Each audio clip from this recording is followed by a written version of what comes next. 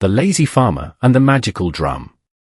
In the quiet village of Adam, nestled between two great hills, lived a farmer named Jiga. He was known far and wide, not for his hard work, but for his laziness. While other farmers tilled their land from sunrise to sunset, Jiga would sleep under the shade of a baobab tree, chewing on sugarcane and humming to himself. "Why should I work when the earth is so vast, and food is everywhere?" he often said. But as time passed, his laziness began to cost him. His farm grew wild with weeds, his barn stood empty, and his belly, once round, shrank with hunger. Still, Jiga refused to work. One evening, as he wandered through the forest in search of something to eat, he stumbled upon a peculiar sight, a drum, resting against the roots of an ancient iroko tree. It was no ordinary drum. Its surface glowed faintly under the moonlight, and strange carvings of animals and symbols wrapped around its body. Curious, Jiga picked it up and gave it a small tap. Boom! The ground trembled beneath his feet. A powerful wind rushed through the trees, and suddenly, before him stood a tall, shadowy figure with glowing red eyes. "You have awakened me," the figure said in a deep, rumbling voice. "Who dares to play the drum of the ancients?" Jiga swallowed hard, his knees shaking. But before he could answer, the figure stepped forward. "You are fortunate," it continued. "For this drum holds great power. Strike it once, and it will give you food. Strike it twice, and it will bring you gold. But beware, strike it 3 times, and you will summon something you cannot control." Jiga's fear quickly turned to excitement. A drum that gives food and gold? He could hardly believe his luck. Without another word, he grabbed the drum and ran home. That night, in his little hut, Jiga placed the drum before him and struck it once. Boom! Before his eyes, steaming hot food appeared, roasted yams, fresh palm wine, juicy meats, and ripe fruits. Jiga ate greedily, laughing to himself. "I will never go hungry again." The next morning, he struck the drum twice. Boom! Boom! Gold coins rained from the air, piling around him. His heart raced. "I am the richest man in Adam." With his newfound wealth, Jiga became the envy of the village. He built the biggest house, wore the finest clothes, and ate the best food. But soon, greed crept into his heart. The warning of the shadowy figure echoed in his mind, but he ignored it. What could be greater than food and gold, he thought. Perhaps, the third strike will give me power beyond my imagination. That night, under the glow of the full moon, Jiga stood before the drum, his hands trembling with both excitement and fear. Taking a deep breath, he struck the drum 3 times. Boom! Boom! Boom! At first, there was silence. Then, the ground beneath him cracked. The wind howled through the village. A chilling laughter echoed in the night, growing louder and louder. Jiga's eyes widened in horror. Something was coming. Something he could not control. Jiga's heart pounded as the laughter grew louder, echoing through the night like the wail of 1,000 lost souls. The ground beneath his feet shook violently, and a cold wind blasted through his hut, snuffing out his lantern. Then, boom! The walls of his hut trembled as thick, black smoke erupted from the drum. The air grew heavy, suffocating, and out of the swirling darkness emerged a monstrous figure. Its body was cloaked in shadows, its eyes burned like molten fire, and its voice was deep and menacing. "You have summoned me," the creature growled. "Now, you must face the price." Jiga stumbled backward, his breath quick and shallow. "Price? But I thought—" "Fool," the creature roared, stepping closer. The entire village seemed to tremble at its voice. "Did you not hear the warning? The third strike unleashes what no man can control." Jiga's mouth went dry. His hands trembled. Please? I didn't mean to." The creature let out a terrible laugh. "It is too late for pleading." It raised one clawed hand, and suddenly, the gold that Jiga had hoarded in his hut began to melt into thick, black sludge. The once delicious food rotted before his eyes, filling the air with a foul stench. His fine clothes turned to dust, and his grand house cracked, its walls splitting apart. No! Jiga cried, falling to his knees. Please, take back the curse. The creature loomed over him. The curse cannot be undone, but it can be transferred. Jiga's breath hitched. Transferred? To who? The creature grinned, its teeth sharp like daggers. Find another greedy soul. Pass the drum to them. But be warned, if they strike 3 times, their fate will be worse than yours. Jiga's mind raced. He had no choice. He had to rid himself of the drum. But who would take it? Who could he trick into making the same mistake? Then, an idea crept into his mind, dark and desperate. He knew exactly who to give it to. Jiga's mind spun as he stared at the cursed drum. He had to get rid of it, fast. But who would be foolish enough to take it? Then, a wicked thought slithered into his mind. Oforo. Oforo was the greediest merchant in Adam, a man who loved gold more than his own family. He would do anything to grow richer, and he never passed up an opportunity for easy wealth. Wiping the sweat from his brow, Jiga wrapped the drum in an old cloth and set out for the marketplace. The village was quiet, the air thick with tension after the strange tremors from the previous night. But Oforo, as usual, sat behind his stall, counting his coins with greedy eyes. Jiga approached him with a fake smile. Oforo, my friend. Oforo barely looked up. Jiga? I thought you were finished. Word around the village is that your riches have vanished. Jiga forced a chuckle. A small setback, my friend. In fact, I've come with an opportunity for you. Something even greater than gold. That got Oforo's attention. He squinted suspiciously. Go on.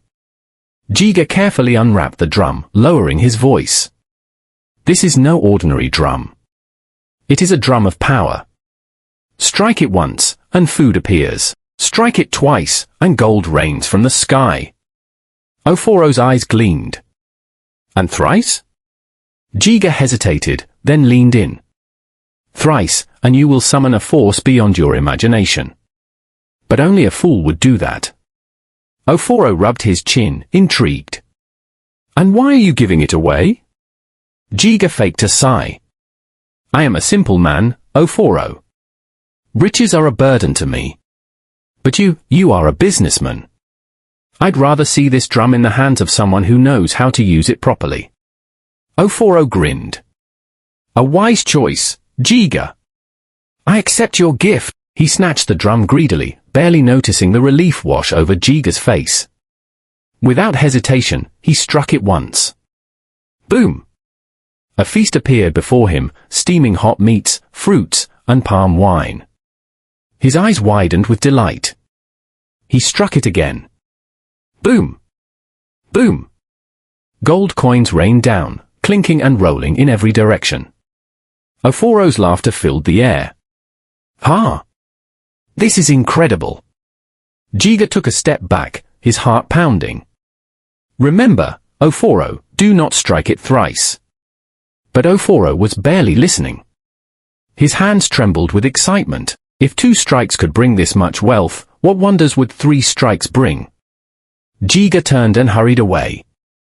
He didn't want to be anywhere near when the 3rd strike fell. But just as he reached the edge of the marketplace. Boom! Boom! Boom! The ground split open. A monstrous roar erupted into the sky.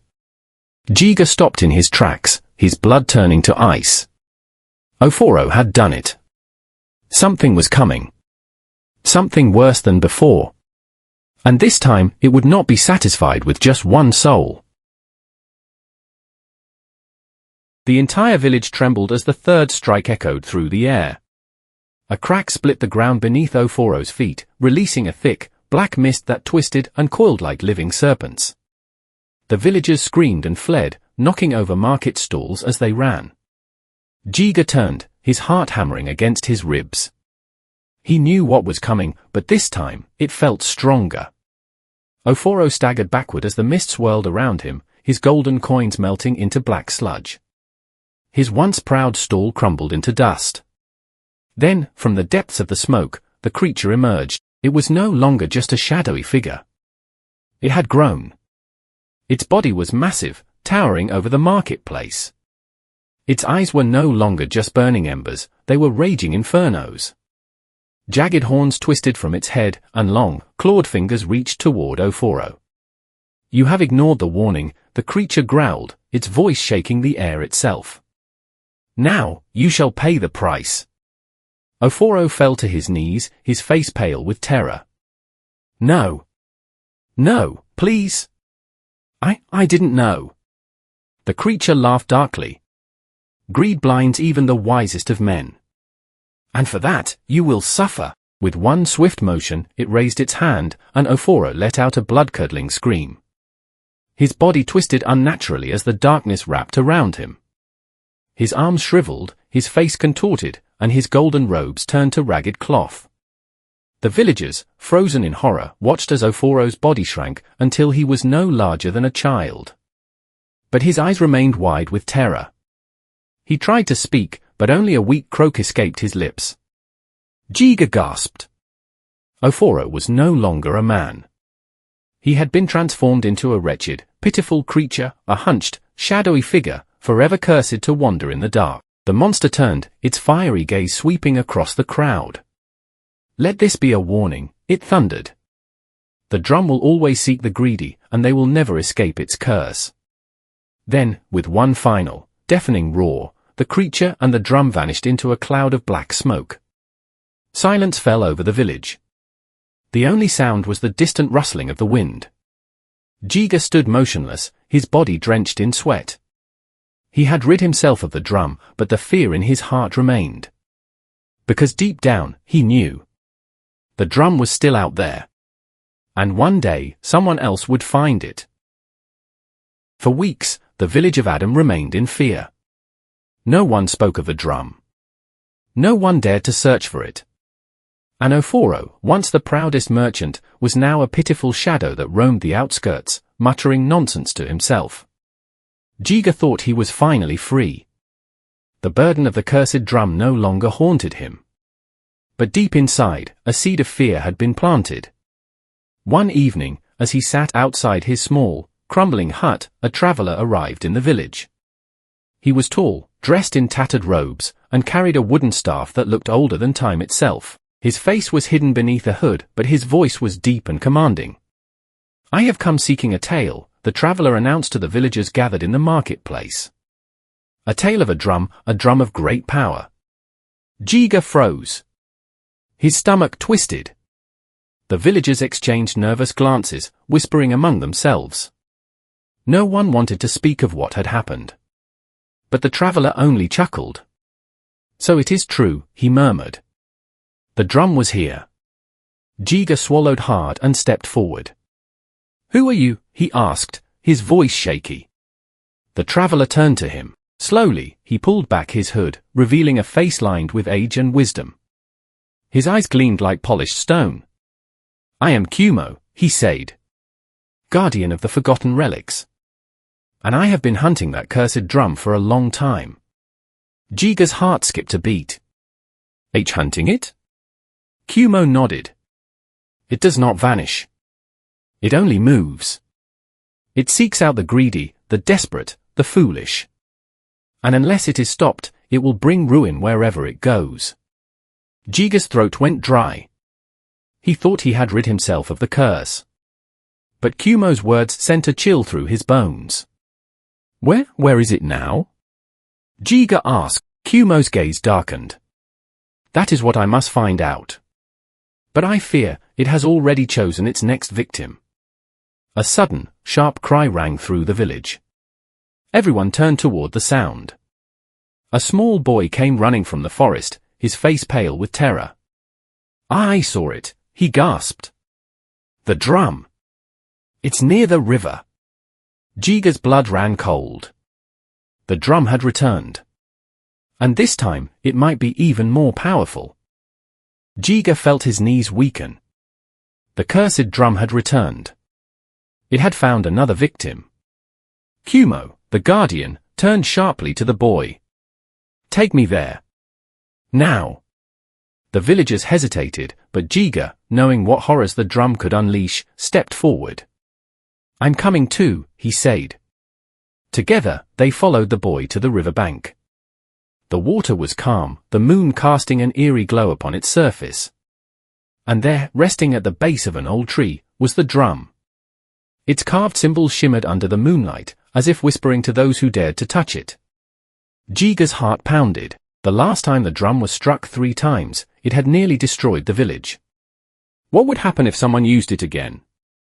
Kumo approached cautiously, his fingers tightening around his staff. "The drum is awake," he muttered. "It has sensed another greedy soul." Then, a rustling sound came from the trees. From the shadows emerged a figure, Tobe, the village thief.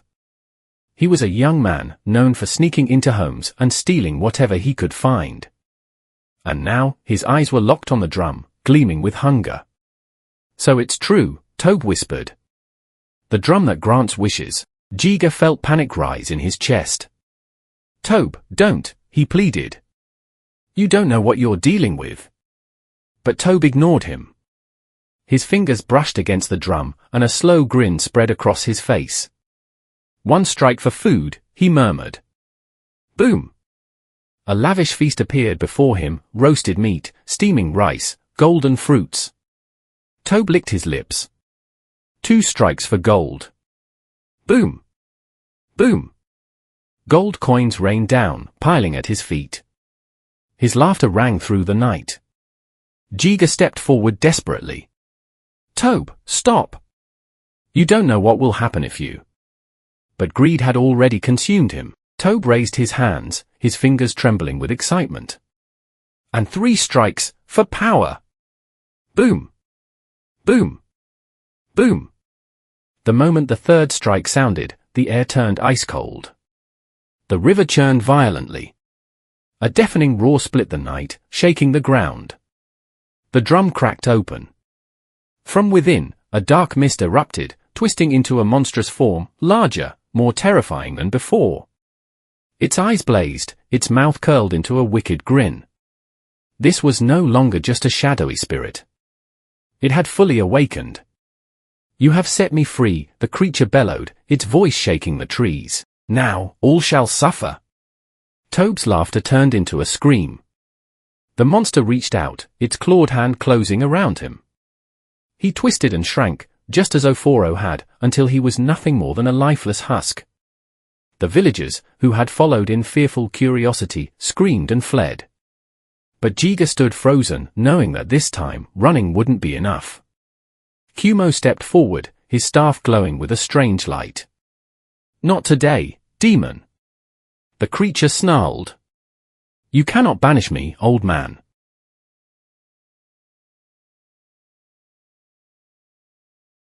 Kumo slammed his staff into the ground. A blinding light burst forth, surrounding the monster in a golden cage.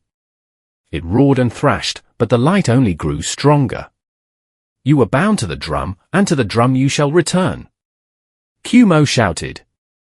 With one final, ear-splitting scream, the monster was sucked back into the broken drum. The air went still. The river calmed. The night fell silent once more. Jiga let out a shaky breath. Is it over?" Kumo knelt beside the shattered drum, his eyes grave. "No. This prison is weak. It will not hold forever." Jiga swallowed hard. "Then what do we do?" Kumo picked up the remains of the drum and turned to Jiga. "It must be taken far away. Buried where no greedy hands will ever find it." Jiga hesitated, then nodded. "I'll help." And so, together, they carried the broken drum deep into the mountains. Under the watchful light of dawn, they buried it beneath stone and soil, sealing it away forever. As Jiga patted the last bit of earth down, he whispered, "May it never be found again." He turned away, knowing he would never return to that place. The curse had been buried, but he would never forget its lesson. Some gifts are too dangerous to desire. And some powers should remain untouched. The end.